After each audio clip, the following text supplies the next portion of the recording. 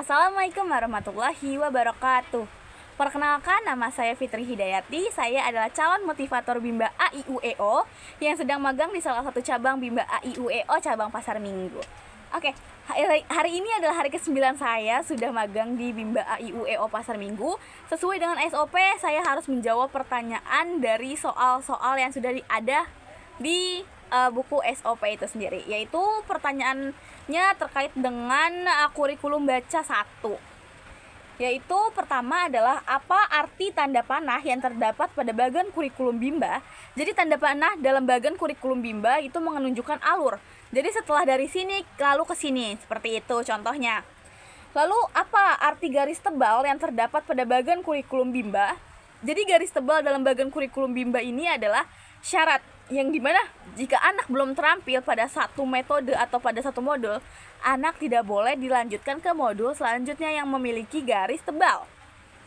Lalu apa arti tanda seru yang terdapat pada bagian kurikulum Bimba? Yaitu tanda seru berarti harus hati-hati. Kan kita harus pastikan lagi tujuan dan syarat yang sudah terpenuhi. Jadi jika anak itu belum terampil atau segala macamnya dan ada tanda seru, mungkin akan susah lagi ke bawahnya, seperti itu. Jadi kita harus lebih berhati-hati lagi, seperti itu. Jelaskan bagaimana membaca bagian kurikulum Bimba. Contohnya seperti ini. Murid harus terampil dalam huruf verbal BDG KMP SY. Lalu murid juga udah harus terampil dalam dikte 4 huruf verbal kembar. Lalu yang dimana juga siswa atau murid harus terampil dalam huruf simbol A, I, U, E, O sebagai syarat untuk bisa membaca di modul B1A, seperti itu. Jika belum terampil pada 3 bagian itu, pada 3 huruf verbal ataupun dikte itu, maka tidak bisa dilanjutkan kepada membaca modul B1A, seperti itu. Jadi apa syarat agar syarat dari huruf simbol A, I, U, E, O? Yaitu murid harus terampil huruf verbal A, I, U, E, O, lalu huruf verbal J, L, N, T, R, C. Lalu murid juga harus terampil pada huruf verbal B, D, G, K, M, P, S, Y, seperti itu. Lalu apa syarat modul B1A? Apa syaratnya agar anak ini masuk ke modul B1A atau baca 1A? Yaitu murid harus terampil dalam dikte 4 huruf verbal sederhana, lalu huruf simbol A, I, U, E, O, dan harus juga terampil dalam huruf verbal B, D, G, K, M, P, S, Y, seperti itu. Lalu apa syarat dari modul baca 1B? Yaitu murid harus terampil dalam dikte 4 huruf verbal sederhana, lalu sudah harus terampil dalam huruf verbal J, L, N, T, R, C, dan harus juga sudah terampil pada modul baca 1A, seperti itu. Lalu apa syarat dari dikte 4 huruf verbal sederhana? Yaitu murid sudah harus terampil dalam 4 huruf verbal sederhana dan dikte 4 huruf verbal kembar, seperti itu. Lalu apa syarat selanjutnya setelah 4 huruf verbal? Jadi apa syarat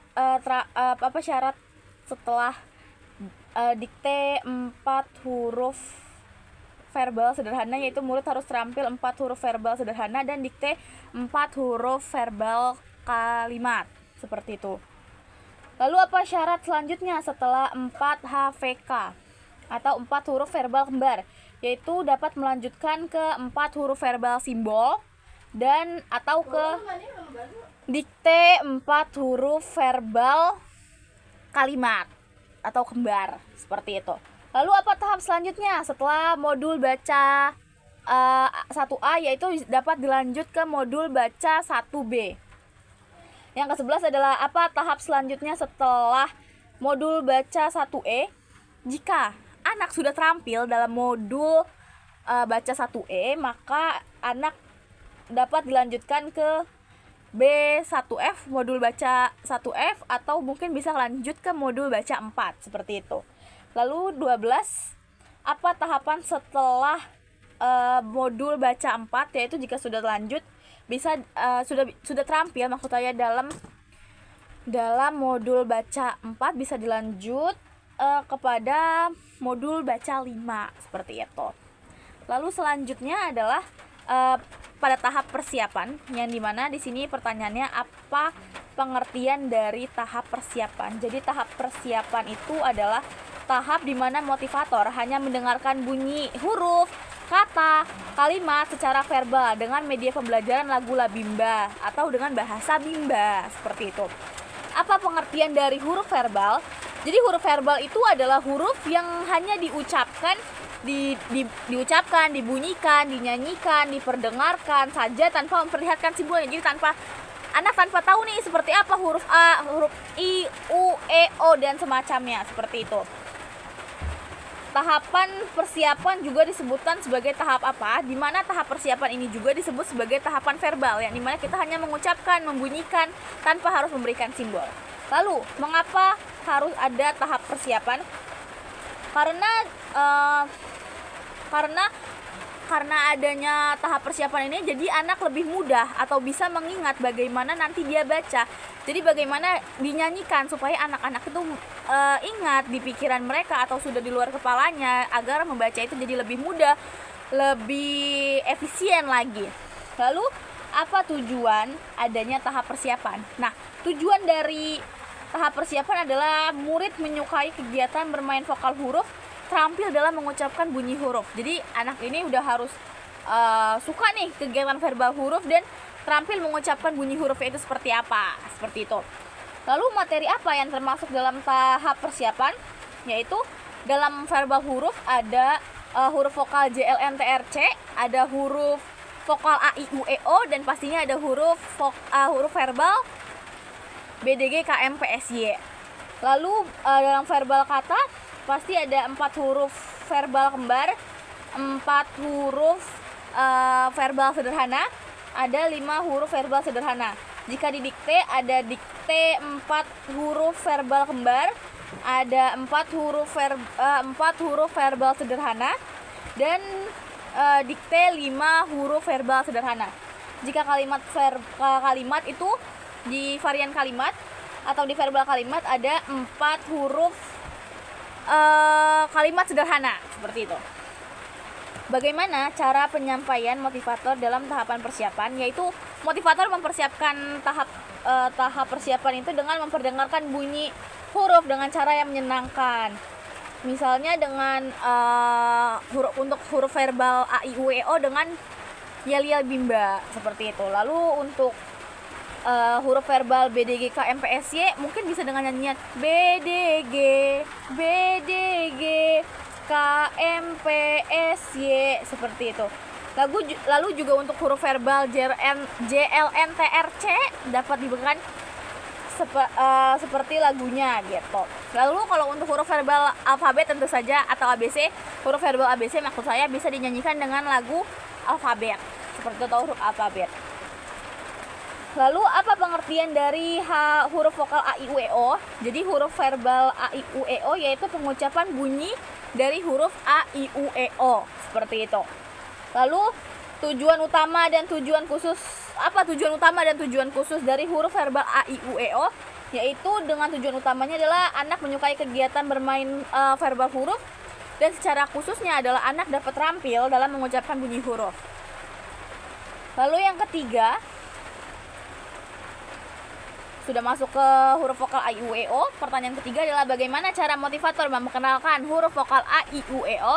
Yaitu dengan mendengarkan yel Bimba. Jadi Bimba apa? Bimba A I U E O. Bimba A I U E O. Oke, seperti itu. Lalu masuk ke pertanyaan tentang huruf verbal BDG KM PSY YYY. Yaitu apa pengertian dari huruf verbal BDG KM PSY YYY?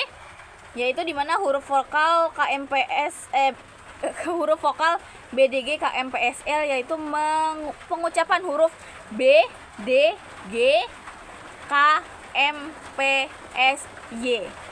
Seperti itu. Apa tujuan utama dan tujuan khusus dari huruf verbal BDG KM PSY? yaitu anak menyukai kegiatan bermain verbal huruf dan secara khususnya adalah anak terampil mengucapkan bunyi huruf. Lalu bagaimana cara motivator mengenalkan huruf verbal BDG KMPSY dengan lagu yaitu dengan lagu BDG KM BDG BDG KMPSYY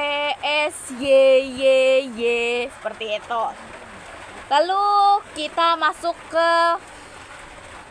huruf vokal JLN TRC, yaitu apa pengertian dari huruf verbal JLN TRC, yaitu adalah pengucapan huruf JLN TRC. Lalu apa tujuan utama dan tujuan khusus dari huruf vokal? Huruf verbal maksud saya, huruf verbal JLN TRC adalah di mana anak menyukai kegiatan bermain verbal huruf. Lalu secara khusus adalah anak bisa dapat terampil mengucapkan bunyi huruf JLN TRC seperti itu. Bagaimana motivator mengenalkan huruf verbal JLN TRC, yaitu dengan lagu JLN TRC. Baik. Lalu yang selanjutnya ada huruf vokal ABC, yang dimana apa pengertian dari huruf vokal ABC, yaitu huruf verbal yang diucapkan, dibunyikan dan didengarkan dari huruf ABC itu sendiri.